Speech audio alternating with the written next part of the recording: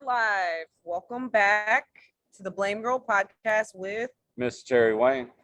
y'all. Know y'all love when we shoot in person like this. I hate it. And we have tonight as our guest, Mr. Eric Rosenblum. Thank you for joining us. It's good to be here. Thank you. Eric? It's pretty good. Had a good weekend. I got to spend a lot of time with my son, and that was fun. You got to spend a lot of time with your son? Yeah, he's a year and a half. He's awesome. Oh, okay. What were you doing this weekend? That was fun. Well, my aunt had a birthday party that got postponed, but it was cool. It was at the Breakers in Palm Beach. Oh, wow. Fancy. Yeah, we were just talking about the Breakers. It was pretty cool, and got to eat really good and spend time with family and friends. That was cool. What was your favorite dish over the weekend? And then I'll leave you alone. It's like the lobster is awesome. You could just have so much lobster. So that was The cool. lobster. Yeah, that was really cool. Harry, how was your weekend? Well, I didn't do a whole lot.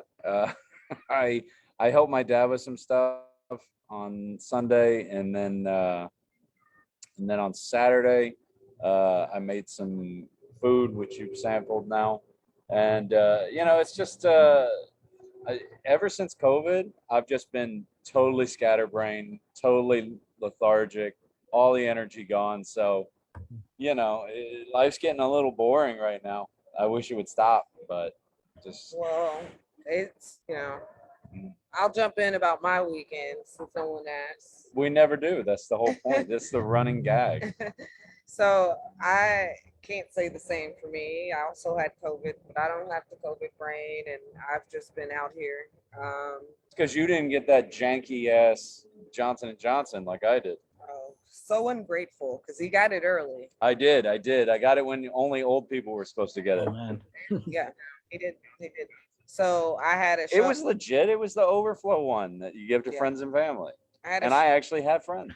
So I had a show on Friday at a really nice venue in Stewart called Hop Life. Mm-hmm. Check it out if you're out there. Great crowd as a comedian. And then Saturday I also had a show in Lake Worth at the library Speakeasy, which is not a library. Not. Thank God. And yesterday I did work, chores, shit like that. And tonight, guess what? We're at Thank You Miami. Me and Terry, we are performing here tonight. And guess what? Eric was supposed to be here tonight, but he told them no, so he could do the Blamegirl podcast with Terry Wayne. How ironic. If only we would have coordinated. And then they were like, "Oh, well, you guys come down." Yeah. Sorry we took your spot, Eric. You should have come anyway. Yeah. So yeah, it's good. We're back in Miami. We shot in Miami. We had Joe Bob last time we were down here together. So yes, for the Red Bar show. Mm-hmm. Yep. Yeah, this is another Miami comedy room, and I'm sure it's going to be a fun night. It usually is at these rooms. So, all right, are you ready to blame, or what? Let's do it. Let's do it. And by the way, why would you think that it was going to be an actual library? It's a terrible place for a comedy show. It's the only place where the comics get shushed. I am a comedian. Instead of I the was other way. joking. I was joking. And so was I. So anyway, Terry sent me this first story that we're going to talk about, and I feel like it hit home with him for some reason. It so did. Women are terrible. So a Florida woman, she fooled people for 2 years into believing her ex-husband, who was buried in a shallow grave on her property, was still alive. It's so much worse than that. Who's to blame? Terry, I get it out. No. I'm going to let Eric take the lead on this one because I'm coming hot. I'm coming in hot when he's done. That's crazy. So I'm all new to this. So I guess, if I had to just choose, I would assume do we blame her? It's just, how does that work? Just this whole thing. Well, sure, but we try to get the overarching, like, who's to blame for her? Obviously, she's to blame. Has not been convicted. It's all allegedly, but when you how did she get away with it for 2 years? When you read the details, it's pretty fucking clear. That's what I want to know. How did she get away with it for 2 years? Was it just her? Is she that cunning? No. She's that white. So there's an instant boost in believability right there. You're so racist, Terry. I What do guess. you think, Eric? Why do you think you say the wife? So, but explain. It just seems really odd that, like, I mean, that so she was saying this and like nobody even like said anything or heard anything. Like, I'm pretty sure he's still alive. Like, I hear him, it's like he's just basically she was just kind of just getting away with this. And I don't know, it just seems really weird. It seems almost like he wasn't seen for 2 years.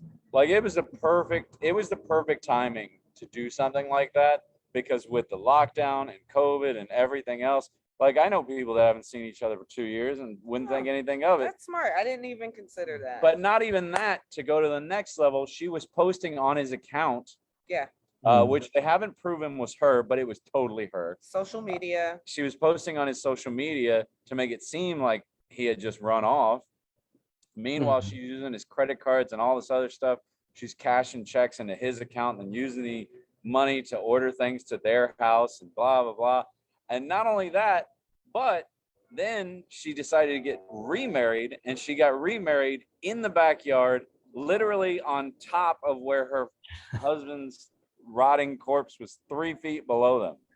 Like, how fucked up is that? That is a savage bitch. No You know shit. That's who I'm blaming. I'm blaming savage woman culture, okay? Well, Because first you had suffrage and all that, but this is what we call in golf as an overcorrection, because now it's like, I don't know. it takes a let me beast just say to do this. some of the shit that she did. If That's a if beast. any of my friends and family do not see me for fucking 2 years, I'm gonna blame them.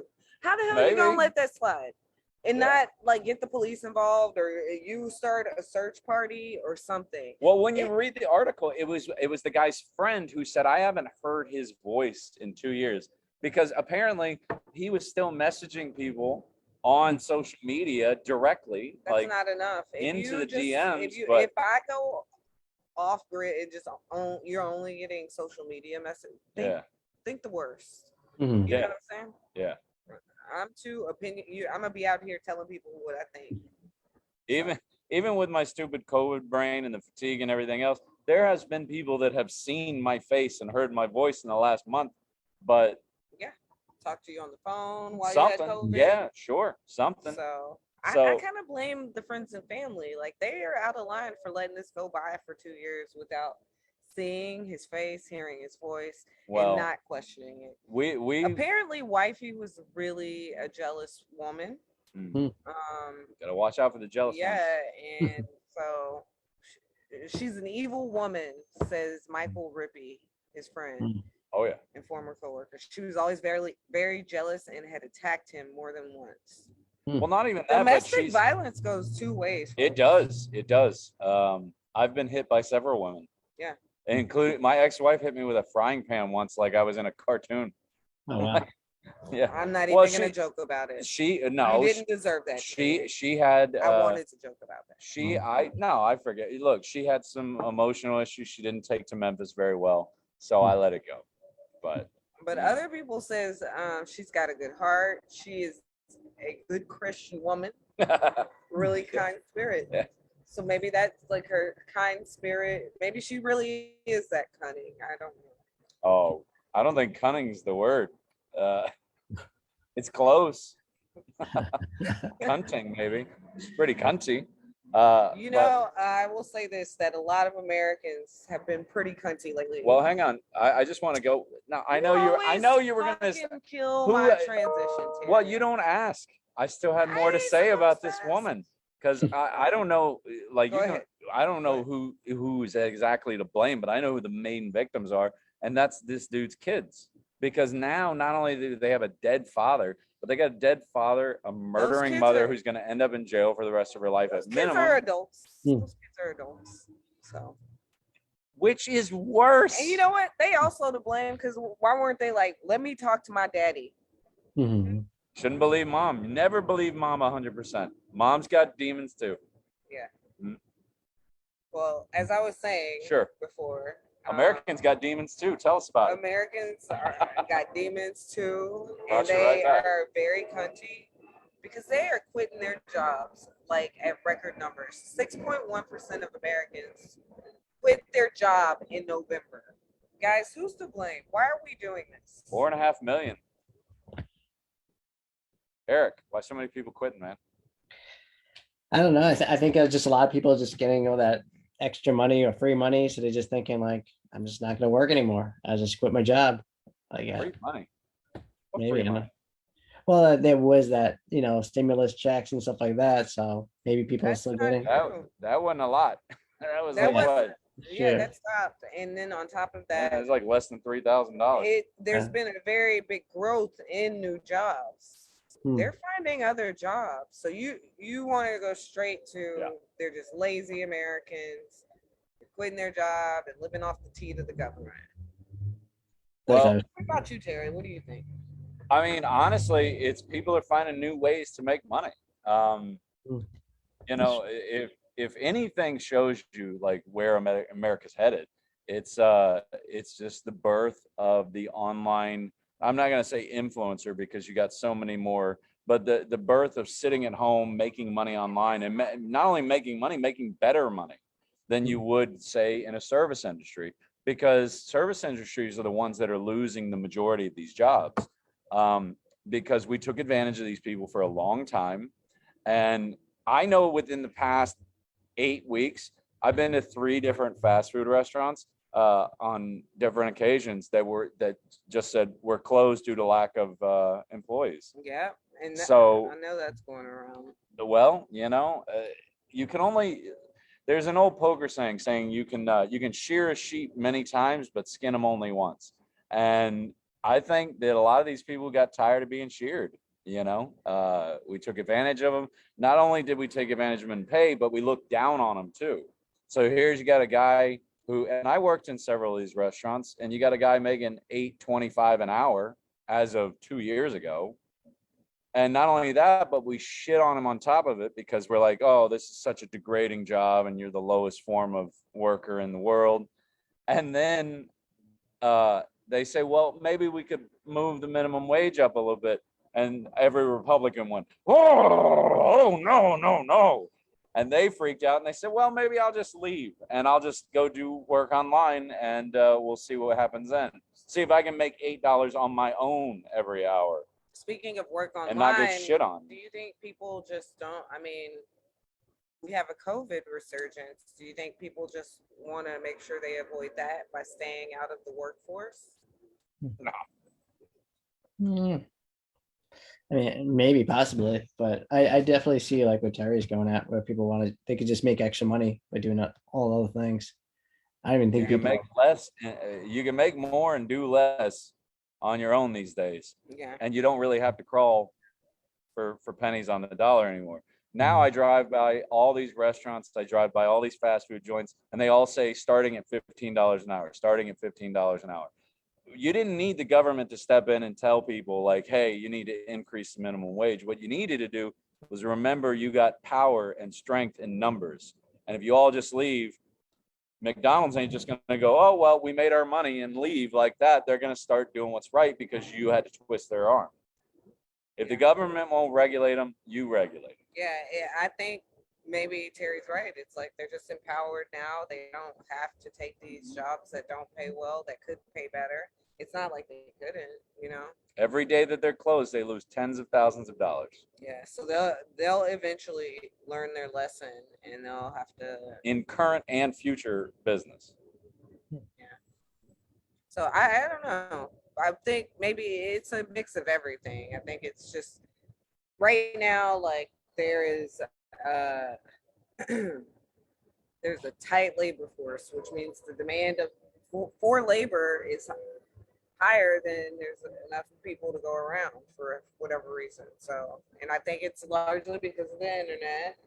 People are leaving the workforce because of COVID. That happened, and people don't want to experience that again. And then on top of that, they can make more money doing what they, something else. Well, that's America's main gross domestic product these days is online celebrities. Like that's our main export right now. It is influence and pop culture. And I mean, we don't make shit in this country anymore. Yeah. And that's honestly, that's where a lot of those jobs, a lot of that money went long ago through deregulation. And it's funny because now the same people that are complaining about why aren't there enough jobs here, why aren't there enough manufacturing jobs, they belong to the same group that was the ones that shipped them overseas to begin with, because it was better corporately at the time, but it was very short-sighted. And now you're starting to see the snapback from that. The snapback. Yeah, you can't even get a Big Mac when you want now. Am I allowed to go forward now? Because that's a good transition word for snap me. it back. All right. Speaking of snapback. About to snap it. Moms have a hard time doing that after childbirth. But in the age of body positivity, mom bods are not being as accepted as dad bods. And who's to blame for this, guys? Why are mom bods not as hot as a dad bod? I don't know who's to blame, but I love it. You love what? The whole dad bod thing. I love it. As soon as that started, I was like, well, I'm sitting high on the hog now. Yeah. What do you think, Eric? What about the mom bod? Well, let's see what Eric has to think. Do you like mom bods? I like enthusiasm more than anything else. So mom bod with enthusiasm is better than a hot girl who lays there. Like I would rather that. Like I enjoy enthusiasm, like be not just sexually, but just in all things. Like if you're gonna do something, do it with all your might. That's what I always say. So like, you got a couple extra, I don't care. I mean, I was married for 7 years to a woman with a few extra lbs. Never bothered me. That's not. Granted, they were all. That's not why you left. Granted, they were all in her bra, but it's. Eric, so what are you thinking here? Why do you think that you just had a baby? What do you think about mom bods? Just have a baby. It's kids a year. He said. Yeah, a little over a year. I think. I mean, the whole dad bod thing was cool because it gave the whole drop the pressure off of I don't have to worry about working out so much because if you have some extra weight, and it's kind of now it's making it reciprocal. So if women want to just not work out, hey, we should be looked at the same way. But I think I'm cool with whatever, because I think if overall, I mean, we're always gonna want the opposite, of course. If we're gonna have that dad bod and we want the perfect girl that is whatever, it's just, it's not really right, because you're not taking care of yourself. So I think it's kind of good that we're doing it now. If people are just getting it to the extreme where they're not taking good care of their health and making them sick, then that's different, but I mean, a few extra pounds, say that's kind of like the average American, no one's really yeah, that's definitely expected. Well, it's like they said in Pulp Fiction, it's weird how what we find pleasing to the eye and pleasing to the touch are never usually the same. You know what I mean? Because if you've got a girl who's 140, that's probably going to feel a lot better than a girl who's 95 pounds. Just saying, from a physical standpoint, if you're in an intimate setting, I mean, do I have to say it? It's more cushion for the pushing. That's and then I mean, just super skinny people, they poke you. Well, it seems like it would hurt. Yeah, it's not as comfortable. I won't lie. Even though maybe it's pleasing in the eye, you're all chiseled and stuff, but your bones hurt, so. Yeah. But this is what I think. I think that, society sees moms that don't lose the baby weight as lazy, and that's because femininity is tied to beauty, and our beauty standards are skinny. Right? Men don't find mom bods attractive. They just don't. I disagree. I have talked to a number of gentlemen now, and when I say gentlemen, I mean 30 and older, right? Because I'm not gonna fuck with the young kids anymore. Yeah. But I mean, I'll fuck with them, but I ain't gonna fuck with them. But no, but 30 and older, I think I'm onto something with this enthusiasm thing, because if you take a personality, and I think personality is always counted for a lot, but I think it counts for even more these days, especially when things have gotten more sex positive and more this and that. I think, like I said, a girl who's 20 pounds heavier than this girl, and this girl's all skinny and tan and whatnot, but you got somebody 20, 25 pounds heavier over here, but she's like about it, like she's down on this side. I think a majority of guys are going to go this way. I think that a lot of the projection on women's appearance comes down to actually the male ego, Yeah. which is like, we want to have the hottest girl on our arm. You know what I mean? We want the girl on our arm that all the other guys And they want. all cheat on her. And with it's the more softer girl. it's more about winning the respect of other men than it is about actually being, because I've known the people that I know with the hottest girlfriends are in the most terrible relationships. Yeah. Like, they're not happy. They're not happy where they are. They're not comfortable, like, Well, I like the settle I down type think when you can shit with the door open. Society is just more Like- forgiving to men when it comes to physical attractiveness, and it's because what are we not forgiving about when it comes to men? Your bank account. Yeah, Are you gonna make me feel secure? sure. So it's just, I think it's a little bit of nature. I love also. how women use that word security. I'm more about security. No, you're about being a gold digging whore. Like, it's got nothing Money to do. does give you security. like, Okay, yeah, security. Yeah, right. I'm about security. I know but plenty of guys that can give women security, but they can't change a tire I'm about. or wield a weapon. I'm about. Like, what security? It's not just about money. It's also about defending me.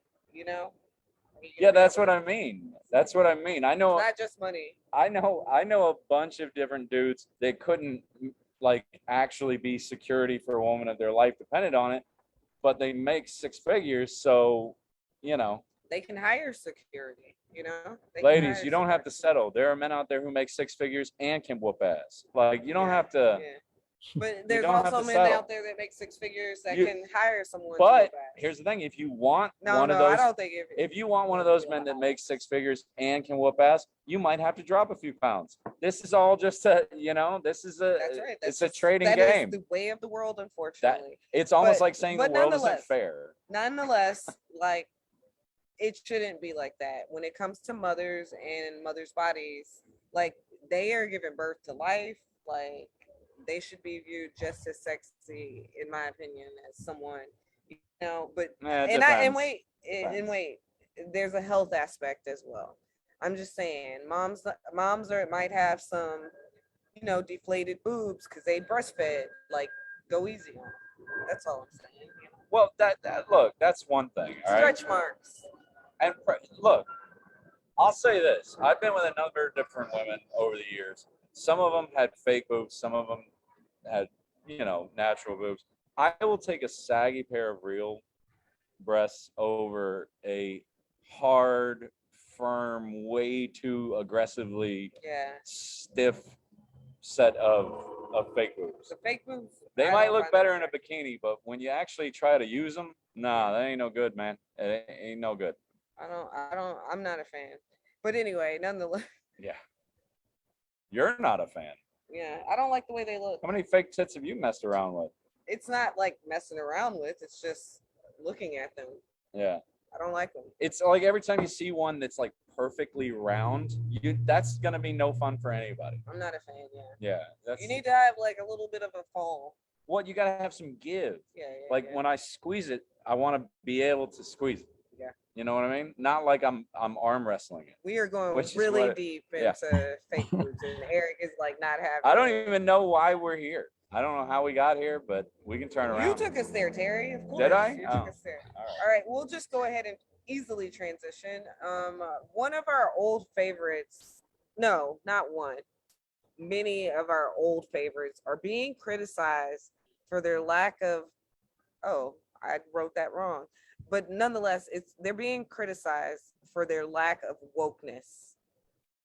Who's to blame? I'm talking Harry Potter Oh, got yeah. called out by Jon Stewart for anti-Semitism. I'm talking Lord of the Rings is being called out about their black orcs. I'm talking Sex in the City from back in the days being called out. They didn't got rid of Big. Who's to that's blame? Like, why can't we just enjoy our old favorites, guys? but that's funny. That's Jon Stewart has been called out a couple of times about old shit that he did on it back in the Wyatt's the neck. early days. Eric, you haven't been saying much. I'm gonna drag you into this. I don't know. I mean, I would probably blame fake boobs. No, no, but I think it's just super odd because I mean, it's like we should just be able to just enjoy things the way they were meant to be enjoyed. Like those books were, intended that way. But I mean, you can't really enjoy anything nowadays because everybody's gonna criticize anything. And I don't know. I just I try to just like, kind of block out some of that stuff. Because I'll like, certain movies, certain books, and, I don't know. We're never going to be up to date. I don't know. I thought about this one. I put some great thought into this one because I really wanted to articulate it exactly right. You know who's to blame? It's the ego of youth. That's who's to blame for this.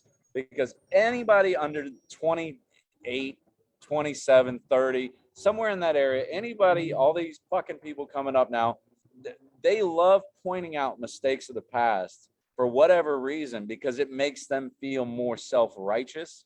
And like, I would never do that. Fuck you. You weren't there. You can't make that judgment call over what somebody said in 1997 if you were born in 2001. You don't get to make that judgment call. The same way I don't get to make that judgment call about the way people acted in the 60s.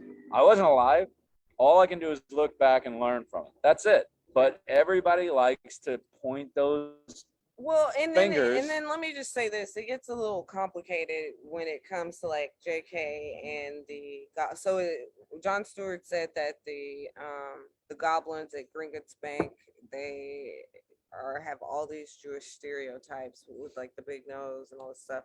And then the banking, of course, and it's very racist. It's very racist, but it's nonsense. No, it's not nonsense. It is. My point about this is with JK. JK wrote about them. She didn't make them look like that. That's how Hollywood make them look.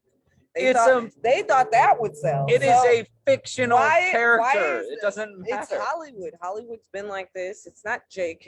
It's not Lord of the Rings. Oh, with Lord of the Rings, this article they went about the Dungeons and Dragons thing, right? And they said that in Dungeons and Dragons, it's always like white is right and black is wrong, So we have Anne that's watching or was watching. She says digital dementia has dumbed down all the ages. Yep, 100%. 100%. Digital dementia. And we're going to talk about it more in Words for White People. But so stick around to the end. But you're talking about fictional fantasy creatures that have been around for literally hundreds of years. The lore of these creatures. You can't then take your own insecurities about whatever it is and then project them onto that and say, oh, well, they like money and they have big noses, so obviously they're talking about that. No, I mean, come on. Those are microaggressions. It's not, but it is. The word coincidence still exists. But my point, in this is with JK, it's like she didn't do that. Hollywood did that. She wasn't the casting director for that movie. They're mythical creatures that do magic and shit. Yeah. They have wands that protect their banks. Like, it's insane to me. Like, I don't think goblins have wands, actually. I'm just saying. Well, no, but in the book they did not have okay, wands. but you have to have your wand to get into the bank. I've seen the movie. You have to have a wand to get into the bank. They hold the wizards. It doesn't matter. They don't fucking have magic. They are magic creatures. They wouldn't even let the Jewish people be freaking wizards. They are literally. But you know what? JK did have a Jewish character. What killed me? They had many Jewish characters. What killed me about the Harry Potter is like all the names are apparently really bad, like Kingsley Shacklebolt. I fucking love that name. What is that? Neville Longbottom. Come on, it's a What's wrong with Neville? Nothing. It's a British story, so they have British names. No. Seamus Finnegan is apparently very wrong. No, that's Scottish, which is still in the UK. Seamus Finnegan. Yeah. They were mad about that name, and then why? And then Cho Chang because it's a Korean surname and some other name, and then they combined them and made her Chinese. No, which was a little culturally insensitive. It is just bullshit. It is just somebody finding somewhere to project their anger because their lives suck. And they got to shoot that. It's somebody's fault, and I'm going to find out who. Now, a lot of good has come from this wokeness generation, the Me Too movement, Black Lives Matter. All of these things were great steps forward, but it gets diluted by every time some fucking 23-year-old grad student comes along and is like, well, did you know that blah, blah, blah is a thing from shut the fuck up. Do you have a real point or not? It's like an attention thing with some of the kids. It's a virtue signal. They'll go viral. That's my favorite term. They'll go viral if they are aggressive enough, And that's the main part of it, is this thirst for gratification, this thirst for fame. And I've like never seen. And like you said, it dilutes it. He's so right. It dilutes a lot of these real messages that people do need to hear, and they can say, "Oh, these fucking woke people, this, that, or the other." It puts bullets in your enemy's gun, first of all, because then every time one of these is discredited. But not only that, you're literally taking away validation from people who actually deserve it. Think about it this way. Every time some woman falsely accuses a man of sexual assault, it takes away from every woman who was actually sexually assaulted. And it takes away from it not only because it puts bullets in the opposition's gun, but it takes away from them because now even majority of people, even in the middle or even on your side, they raise an eyebrow every time somebody comes forward. And it's shit like that that drives me crazy. You're literally being as selfish as you can be to try and put some spotlight on you just to have your 15 seconds. Yeah.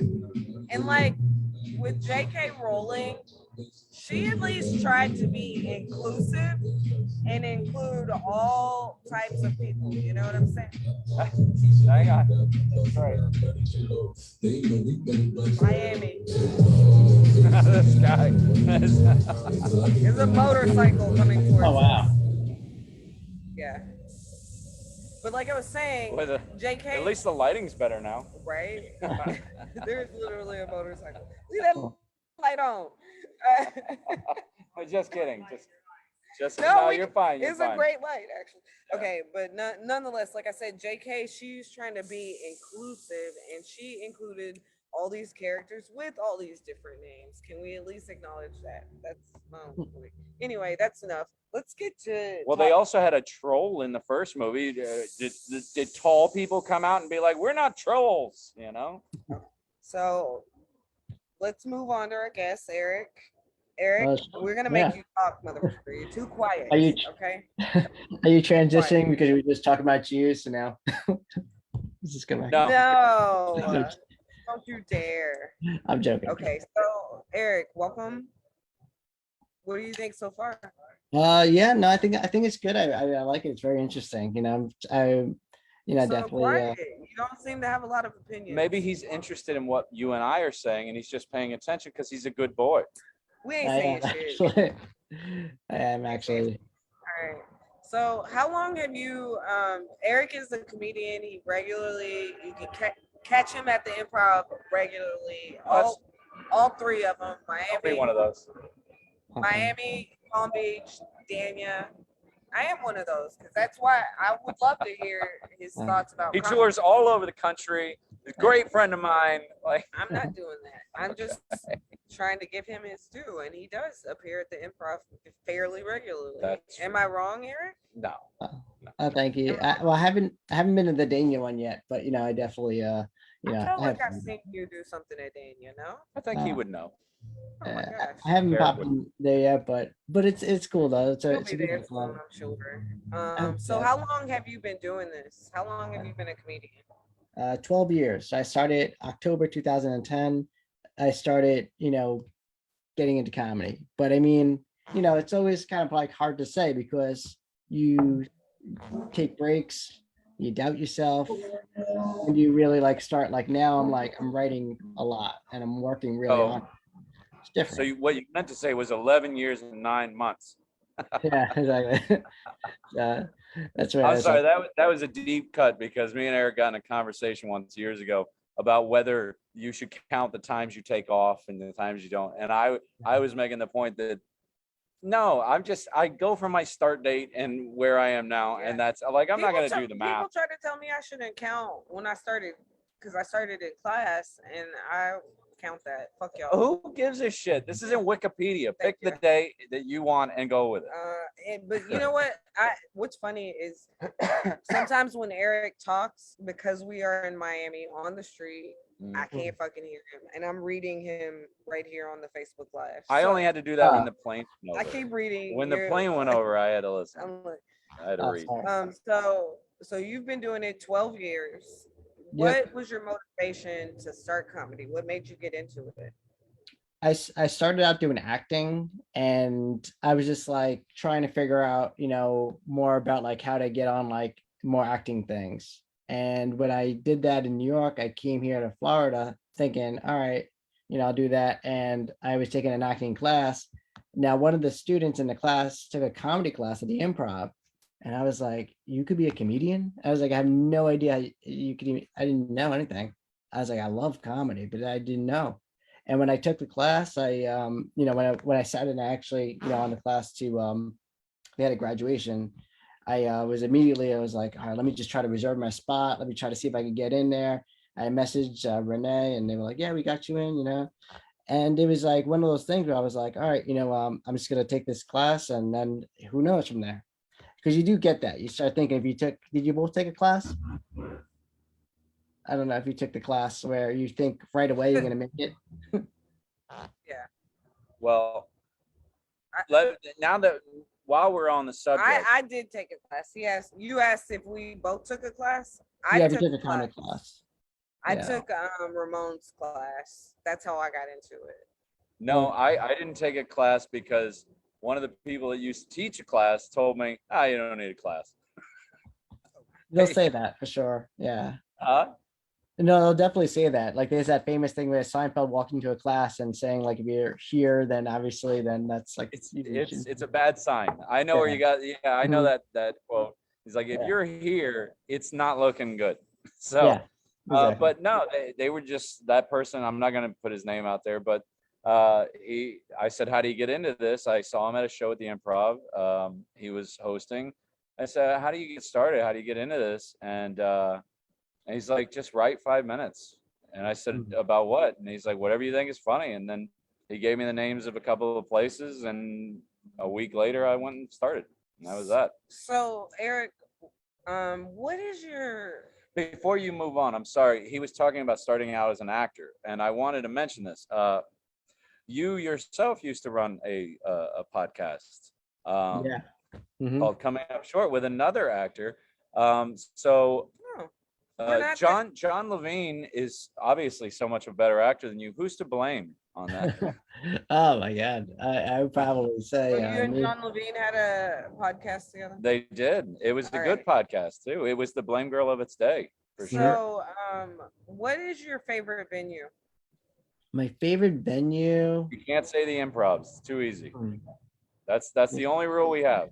No, that's fine. I don't know. I mean, there's a lot of I would say out there. Can I get back to it and think about it? And then we're gonna keep you on the hot seat. I'll switch to a question that is on the outline. Well, let me throw this in there, Eric. It doesn't have to exist anymore. Okay. It doesn't have to exist anymore. It doesn't have to be a present day mic. Just the place where you're always like, that's where I love performing. But you said I can't say the Improvs, and the one that I really like. We will let you think about it. We'll let you think about it. While you think about it, what has been your proudest moment today? So I would say definitely, when I first started doing comedy, I was like, I started in Florida, but like I said, I came from New York. So I was like, kind of like thinking to myself, I was like, it'd be nice to perform in New York sometime. And I did a show actually out in New York, and it was fun. It was in Staten Island, where I'm from, Staten Island. And it was at the Looney Bin, and that was like a really proud show because like I got to have my friends I grew up with, and they were all there to like come and support. So that was just really cool because people always hear like, oh, you're doing comedy, all through Facebook, but they don't really see you. So they saw me. Yeah. That. It's different when you It's nice to get to show off for your old friends. yeah, a or little bit. family. Yeah. Go home. What has been your biggest challenge doing comedy? So you've been doing it for 12 years. So what's Mhm. been challenging for you? I mean, the challenge is always writing, and then the next thing would be performing. Because when you challenge yourself to writing, you're always just trying to make sure you're not forcing it, because then it's not funny. It should just be funny, to you. But if you're trying to force, I don't know. But the challenge then would be like after I wrote a joke, now I'm gonna like say like, should I say that here? Because maybe I shouldn't say that here. Maybe people might be offended. Maybe people might think whatever. And it's just it's that little combination, but overall, it's still always gonna get you ahead with writing. I mean, I write and throw away stuff every day, but it's just tough. I think I'm gonna take this one over too, by the way. So you threw off my Sorry. God damn Oh, it, Tim. sorry. Tell us about Well, no, I want to know. I want to circle back around to your favorite venue. The favorite venue. Okay, so I think I would say this now. This is a place in so I can't say the improvs now. So I it's performed too at easy. Everybody would say the improvs. no, that's fine. That's fine. So I performed at this place in Manhattan. It's called well, I'm sure you know the Stand, and that was really cool because when I did It's that, called what? the Stand in New York. Oh, The Well, I did- Stand. yeah, I'm Okay. familiar with it. When I did that, that was actually really dope because it was just it was one of those clubs where you just kind of just you just kind of feel like you're like, all right, it's like I'm in the city. I think like any place where you could just kind of get that glow, you feel like this is why I'm doing it. That's what was awesome. Like I felt that, and it was great. 100%. Yeah. All right. So let's just learn a little bit about who you are, Eric. Like where you said you're from Staten Island. Yeah, Staten Island. Yeah. What brought you down to Florida? And how long have you Family. been here? Just family, everyone from my family eventually moved to Florida. So I just kind of was like, all right, I'm gonna do the same, follow. Yeah, I mean, once my family all moved down here. I'm sorry. I said when? Oh, I moved a while ago. I moved in like 2002. It was Wow. yeah, right after 9/11. So it was basically right after that. Then I moved down here. It was just, super weird going back to New York, but you get yourself adjusted. And yeah, just been just once I moved down here, I just kind of just got myself, got into the rhythm of like I'll go to New York whenever I can to like, more like just appreciate it as a vacation. But I do love living in Florida. Florida's cool. Weather's good. And not only that, you started a business and you service the South Florida community, do you not? Yeah, I do. I have my business, which is Take over, Terry. Well, why don't you tell us about it? so it's Southgate Design. It does graphic design, printing, and I've been doing the business for a long time. And when I started my business, it was just one of those things where I was just like, just doing it just for anybody that needs printing design. But when I got into comedy, I started doing it, for some comedians and then comedy clubs, and then it just became like where it's just like this is so much more fun. So it's like everybody could like look at any business you get into, you could probably cater it for whatever it is. But if you find something you're passionate about and be able to combine that, that's where like I love it. It's just the Well, best. see, you found a way to earn a living and have a career in comedy, but not necessarily as a strictly comedian. Correct. So I always thought that was a great idea where you can like circumvent, where like you can be in the community, you can do comedy, but you can also make a living off comedy that's not just telling jokes. Mhm. Absolutely, yeah. But that's Yeah, not your own. You've got some pretty. I remember you telling me you got some pretty high clients. I'm not asking you to name anybody, but some pretty big venues even outside the state that you service. Yeah, I mean, I do a lot for a lot of like different clubs, mainly a lot of like the places in South Florida and then all over. But I could tell you one quick story if it's just cool, where Sure. Go the for big it. thing that I like to do is I like to just just come through. If somebody needs something, everybody doesn't want to be like, say like, could I get it like yesterday? But I know they do. They want it yesterday. They want it like, before. So we had this one thing. I don't know how well the voice is coming through, but where the Miami Improv reached out to me because Mark Norman was in town, and he was like, he completely forgot his merchandise. So he's like, all right, I got a guy, and they called me up. So I was like, all right, what is it? It's Friday. He needs shirts for tomorrow, Saturday. It's gonna be tough, and I found a way to do it, and it's like that's what I love doing. I got him, like, I delivered 100 shirts to him the next, like, it was like literally like not even 24 hours. But I mean, it's just, and now he still reaches out to me all the time. He's a great comic and does a lot of stuff. But I mean, overall though, it's just that's like what I enjoy doing. And a lot of people usually do reach out to me because I know that not many other people will do that. But again, because of my passion and my love for comedy, I kind of like to just be like, let me find an extra way to do that for comics, because I know as a comic and I know how it is, that extra money you can make from merchandise and that fun of being able to have more fans. So yeah, just that was pretty cool that I was able to do that, and I continue to try. Yeah. That leads into another one, which is, why are comics always losing their merch? Because that same situation happened to me with Joe Coy when I was doing press. He had not only shipped in his merch beforehand, but he had put, hey, how's it going? And not only that, but he had put all of his personal clothing in there as well. And next thing you know, they'd lost his box with all of his stuff in it. And then I got to take the dude shopping. And then I think, did they hit you up for that same one because he didn't have merch?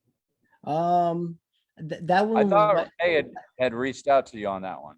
I'm not sure, because I think that was like still like earlier when I first started up things. But I remember you telling me that story where you take you shopping and stuff like that. Yeah, I had to take him shopping for personal clothes, but he had lost all his merch too, and I thought Renee had reached out to you to replace it. But I know definitely, well, she didn't reach out to me then, but I remember you telling me about that. But I know overall, most comics usually just like, they have so much things I think on their mind. So it's like, then when they get there, I'm assuming that everybody's just gonna have their stuff ready for them. But I mean, I don't know, like that's what I try to do. You're saying who's to blame is entitlement. You're saying they just figure everybody's gonna have stuff ready for them. All right. Like when I get to the green room, my shirts will be there and all that stuff. And like what I try to do is I just try to like I'll be through the way of texting now and be like, hey, just to let you know, the shirts are all ready for you, or here's your tracking number, it's arriving, this person signed for it. I don't know. I feel like, people are, gonna try to, just do whatever. But I mean, because, you got to focus on being funny. You got to focus on trying to arrive to the show. But then you also I got to merchandise.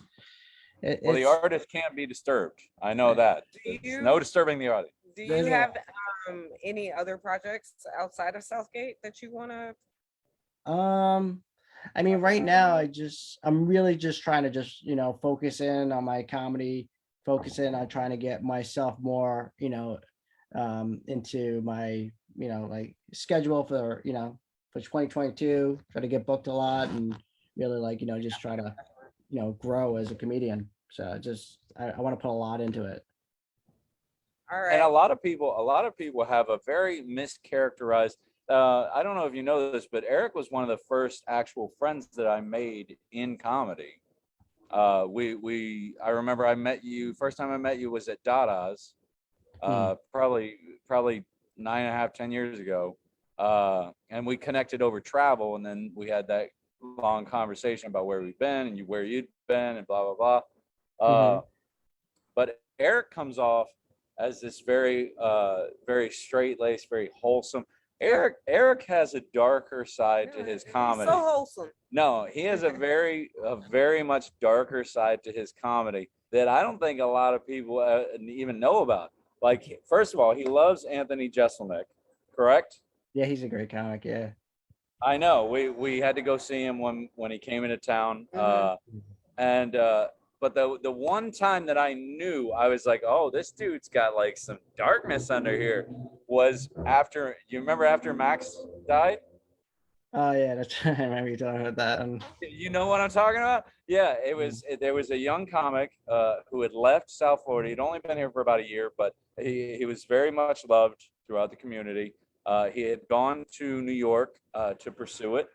I guess he had tried some some Colombian nose candy, we'll call it, and it didn't work out, and he ended up reacting poorly, and he ended up dying about it.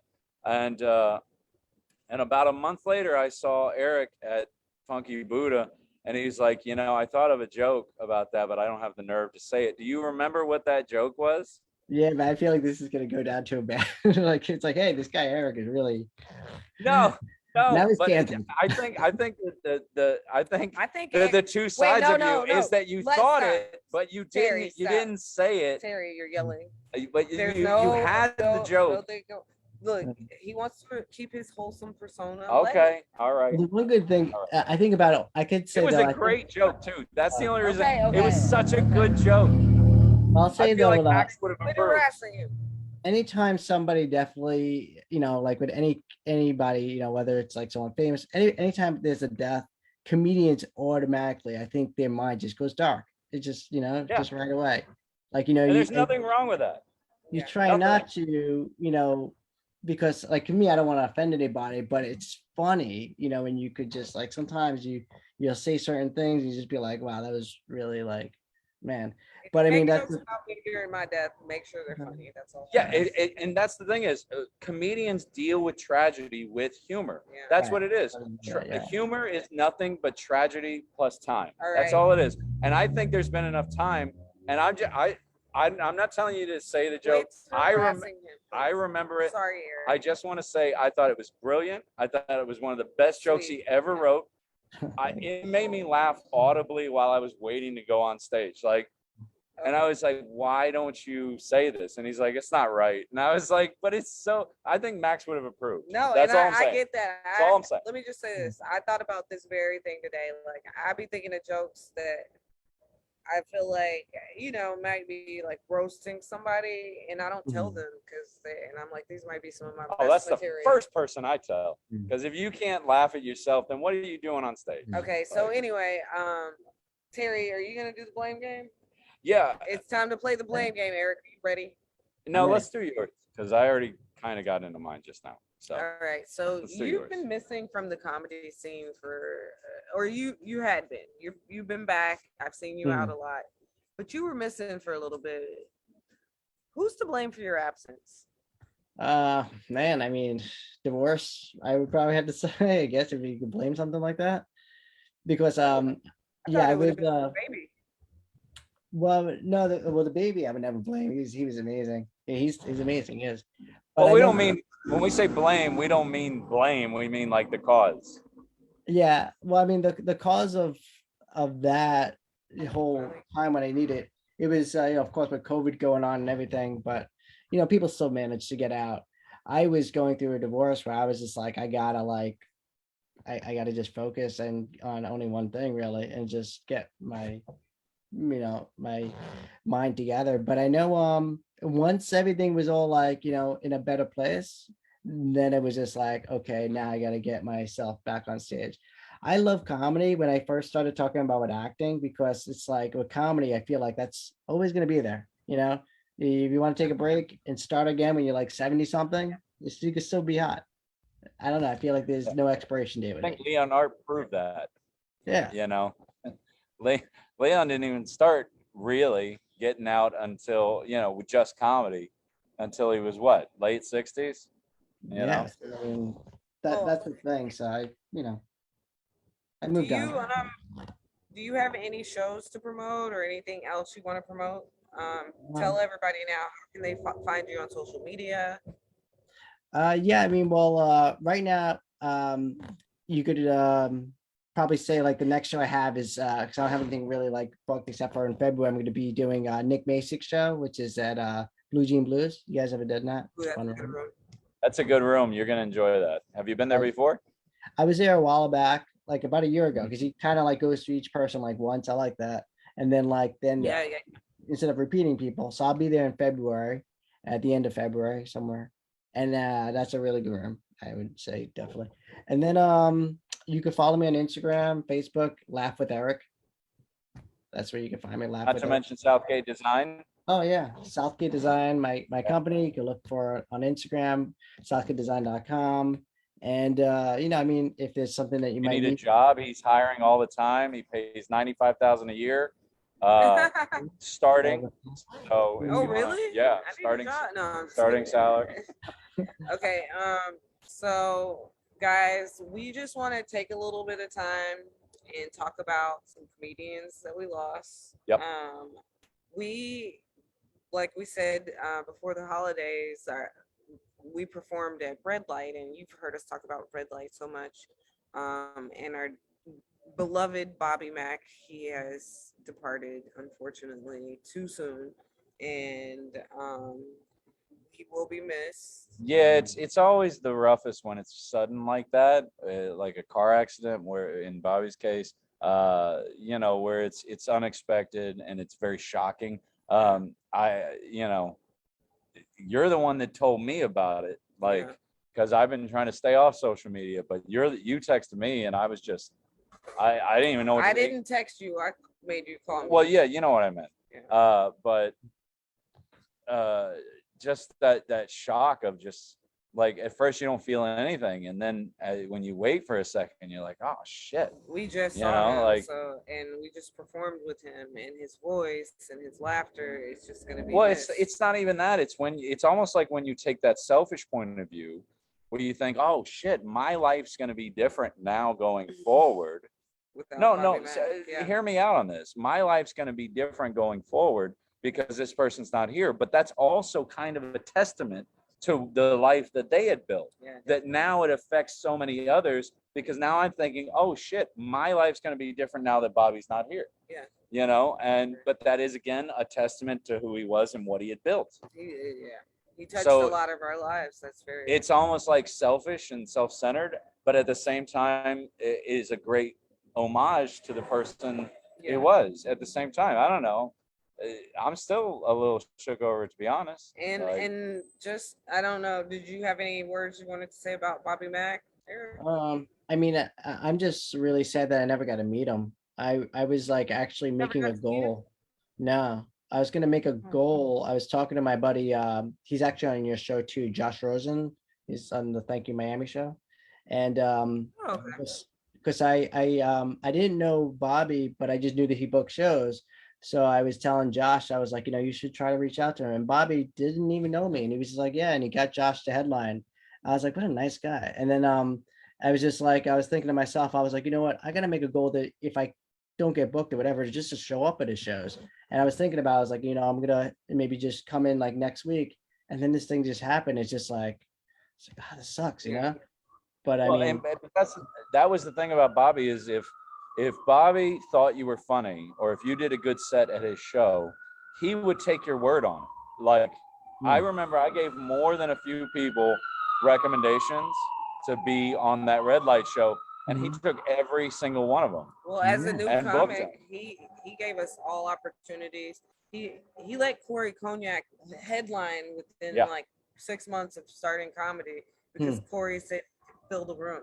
He knew he couldn't. He wasn't a real headliner, but he gave him a shot to fill the room. Corey filled the room. Headliner in the thought of doing 45 minutes. Yeah, no, not in that sense, but but nonetheless, he gave us all opportunities. He was unproblematic. He was nice, and from what I understand, he just goes back so far when it comes to comedy. He started with Flip Schultz. I did, and like so many comics that I've talked to were like, he brought me up on my first open mic, and I'm like, what? That's crazy. Yeah, it's one of those in again, out again, in again, out again. Yeah. There's been many a performer who step into comedy for a few years and then step back out again. And I mean, I'm sure they have their own reasons, like divorce, like maybe battling addiction, whatever it is. People have to take a break, but nonetheless, Bobby Mack, he's gonna be missed. And then I just wanted to talk, because we did talk about Betty White last week, but Jesus, yesterday, Bobby Saget. Bob Saget died. Yeah. Oh, Robert Saget. He was supposed to be here at the end of the month. I was gonna check him out. It was bucket list thing, and now I'm fucked. So, Everybody knows that guy from America's Funniest Home Videos or Full House. and all those things. I don't know him from. I know him from. I used to suck dick for coke during Half Baked. You know him from Full House. Who doesn't? Oh, I mean, I know him from Full House, but I don't. When I think I about didn't him know as a he- performer, I don't think about him in Full House because that was a made-up character. It couldn't have been further away from his There actual was a comedy. documentary He was a in blue comedian, a deep where I blue learned he was comedian. a blue comedian, and I was like, Yes, "God." his Oh favorite my word God. on stage was like cunt. Like he My mom's favorite word. yes, he was a very blue comedian, and that was one of the things when people would go out and see him, that was his number one criticism was people was like, I didn't expect this. I thought I was coming to see Danny Tanner, you know? Yeah. And then he gets there and he's like, the thing about my cock is, and they just blow him away.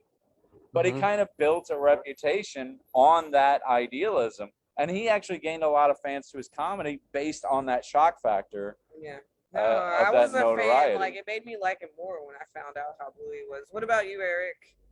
Yeah, I mean, I was so happy I got to see him. I saw him right when the Fuller House series came out. He was over at the Palm Beach Improv, and when I saw him, I was just like, man, this guy is just so electric. He's just so funny. But I mean, it was shocking, just like with anything, It's like you find out when people die. Now, I would say the only thing that was just on my mind when I found out that he died was it's like the same feeling I got when Norm Macdonald died. It's like, we get shocked, Right. but we don't know what their situation is, Like nobody knew that. Norm was a tough one for me. Like Yeah. I really enjoyed Norm Macdonald. That was a tough one for me just because like I don't know. I enjoyed his podcast, then I enjoyed the Norm Macdonald show. But even just watching clips of him in a interview, to me, that whole flagrant like I'm gonna be me no matter where the chips fall kind of thing. Yeah, ever since Saturday Night Live, when he definitely was one of the better Weekend Update hosts. Definitely. Especially when I was coming up because those were my teenage years. But like I do think there are better. But he just didn't care. He didn't care. He's like, I'm gonna be me, and if it goes wrong, it goes wrong. But I'm not gonna compromise. And that uncompromising mentality is something that I have in my life. So that was the tough one for me was losing Norm. So, this week, like I said, we lost two Bobs, Bobby and Bob Saget, Bobby Mack, Bob Saget. The Bobs. So, Equally talented. just think about them, laugh at them this week. Terry Wayne, do you have words for white people this week? I do have words for the white people. And I just want to put this out there. This is words for young people this week. And when I say young, I mean 30 and under. And I've been thinking a lot about purpose lately. And I think that the reason why a lot of people are very much unhappy these days and why they're not getting the same gratification out of their life that, say, I did in my early 20s or in those days coming up. I don't know about you, Eric. I don't know about you, Gio. But it seemed a lot easier to be happy back then because there wasn't as much pressure. That's just the way I felt about it. That now everybody's so obsessed with fame. They're so obsessed with getting to a certain level, and it feels as if it's so easy. It feels like all I got to do is start a TikTok page. All I got to do is go viral. All I got to do is this, and then I'll be successful, and then I'll be this. No, you could be nothing, and there's a very good chance that that's what's going to happen. But if you look instead of looking for that quick path to success, that quick path to money and fame, if you look towards actual purpose, something that you actually love, you're passionate about, you're caring about, something that you really believe in, and you do that, the money will follow, the fame will follow. Whatever it is you want will follow if you're good at it and you truly love it and you're in it for the right reasons. All of that will follow. But if you're just doing this as the quick way to get out of Target and then just make some fast money, it's not going to work out for you because insincerity is pretty opaque. Like it's pretty easy to see somebody being insincere. It's like picking out one of those Instagram reels that is staged. Like, it's pretty obvious that you're just doing this for one thing and one thing only. And I don't think people respond to that. So my advice to the young people of any color, not just the white folks this week, but no, find something you actually give a shit about. Stop doing what you think you're supposed to be doing to check those boxes to get to your TikTok fame, and actually focus on something you believe in, something you're passionate about. And I promise you, the road's going to end in a good place, whether you make it or not. Yes, Nico, if penis is your passion, then make that your focus. Right. Yeah, Nico Bollingstein says penis is his passion. Well, get out there, man. Get out there and make it happen. All right. So thank you, Eric, for joining us this week, guys. If you want to catch me and Terry, we're here at Thank You Miami tonight. Better hurry up. Show starts in an hour. Get your ass down there. And then I'll be back in Miami at the Cat's Meow on Thursday. And then I'm taking a little trip. I'll tell y'all about that next week. All right. See y'all next week. Cliffhanger. Eric, you're so hot. That's what Nico says. Stay there, Eric.